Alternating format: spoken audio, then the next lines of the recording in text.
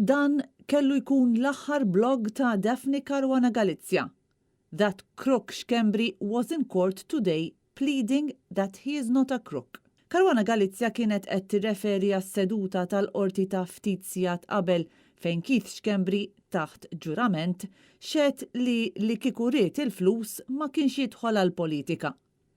Xkembri kien qed jixed f'kawża ta' libell li fetaħu stess għax kien ħassu offiż b'allegazzjonijiet li hu kien korrott.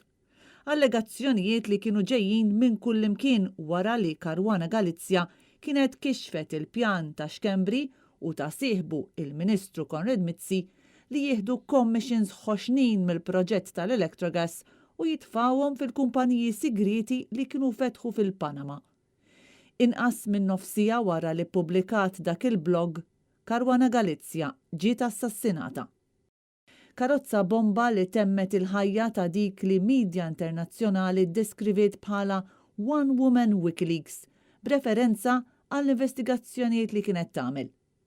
Fil-fatt, Daphne Caruana Galizia tista' tgħid weħida kienet responsabbli biex kixfet skandlu wieħed wara l-ieħor ta' ministri u uffiċjali għolja fih dan il-Gvern Laburista.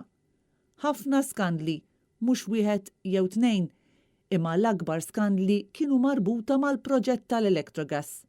Il-power station li Joseph Muscat u Conrad Mizzi penġew bħala l-proġett li kellu jbiddel għal kollox il-ħajja tal-Maltin u l-Awċin.